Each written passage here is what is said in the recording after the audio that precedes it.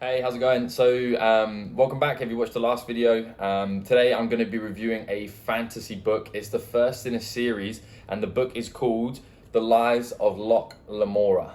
The reason I chose this book is, well, number one, I love fantasy.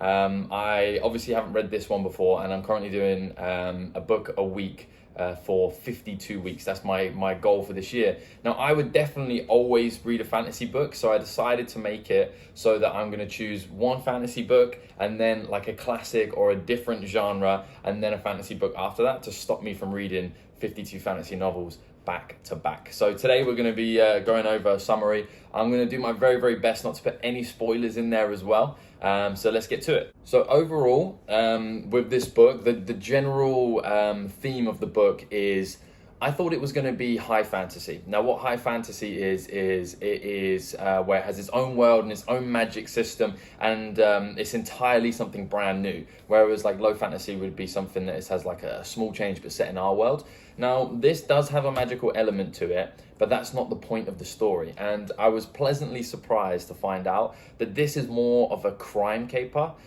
mixed with a fantasy book, and it was so enjoyable to read. So the main character is, as I'm sure you could guess, his name is Locke Lamora. Locke Lamora is an orphan, and he starts apprenticeships with several different people in this city called Camor. And he learns how to be a thief, he learns how to fight, he learns how to act. There's tons of really cool skills that he learns, and it's really just following him and his team as they go about their crimes and criminal activities. Some of the things that I loved about this book, well, number one was it gave me a feeling of watching like Ocean's 11 or some other kind of crime movie, and I'll explain why. So something that Scott Lynch does with the writing of it is he moves backwards and forwards in time a lot. And to begin with, it was slightly confusing, but once you get used to that writing style, it's amazing. So for example, something big will happen, a crime, a huge event, and then what will happen is once that scene is completed, he will take you back sometimes 10, 20 years and run several chapters before returning to the action. And what he'll be talking about is he'll basically be letting you know how it happened, why it had to happen, some of the motives of the characters that are involved, if there's like a historical setup, or if it's a difficult crime or difficult con, then how they went about the setup. Very similar to like the Ocean's 11's movies, which is why I decided to use that as my reference as well.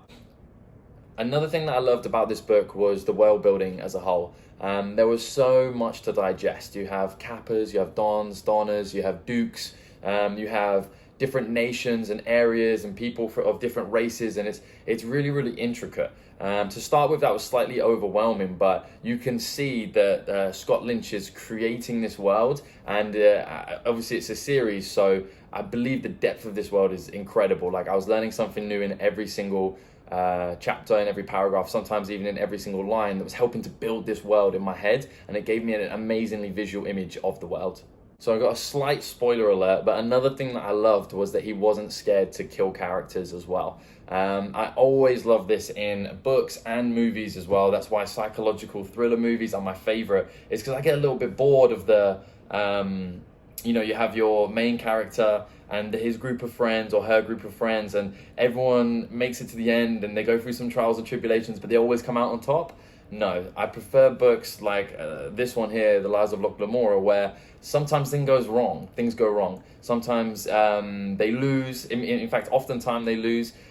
People die, people that you've built great relationships with throughout the book as well. And I personally love that in a book because it does keep you guessing. You don't know if it's going to be a happy ending. You don't know if it's all going to work out fine. And even if it does, you may lose some characters that you loved, or something important along the way. And it just gives it more of a real life feel, something you can actually believe. One thing that I really loved about this book as well was the fact that although the main character does have a really cool skill set, he is mortal. And some of the characters who are the main villains, I suppose you could say, they did have an ability to use magic and powers and skills that were far beyond what the main character had. And that's not something you often see in fantasy. Normally in fantasy, you will have the main character who's gifted this huge amount of power or is vastly talented, and they just need to learn how to use that power. So I did love the element of them trying to figure out how to overcome somebody who completely outmatched them in a fair fight, which was incredible, really, really fun to read. Something else that I liked about this book, but it feels strange saying that I liked it about this book, is because I think I'm going to like it as a series due to the fact that it's very patient with its character build-up. There are some characters who are mentioned in here a lot by name and you know are going to be essential to the story, but we haven't even met them at the end of the first book. There's mentions of places to go to, there's mentions of different magics and systems that we don't even encounter in this book that you know are going to be important moving forward. So I like the patient build-up of characters and patient build-up of storylines, which you see all the way through. You have some scenes that you're like, why is this in here? What am I reading this for? And then later on down the line, it's crucial and essential to it, and vice versa as well. You have really crucial and essential things happen, and then what he'll do is, like I said at the start, go back and make them relevant. And I think what he's doing is he's building that up. A lot like Patrick Rothfuss does in The Name of the Wind, where they drop so many clues early on, and I believe that those are going to come to fruition later. And this is my first time reading this, so when I reread it, I'm sure I'll notice twice as much. And once I get onto the later books as well, I'll probably see so many links from what I've just read to what I'll be reading at that point as well.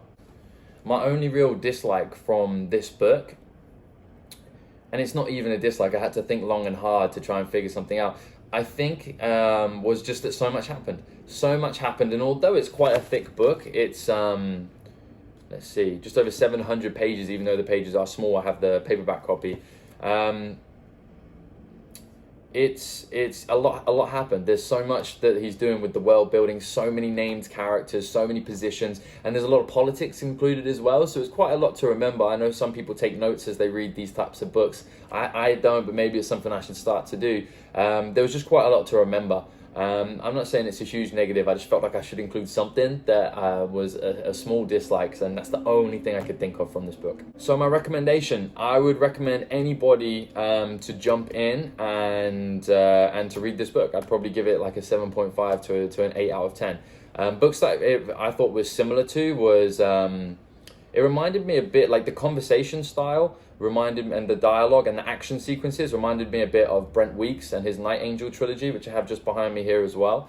The grittiness of it and the grittiness of a lot of the relationships.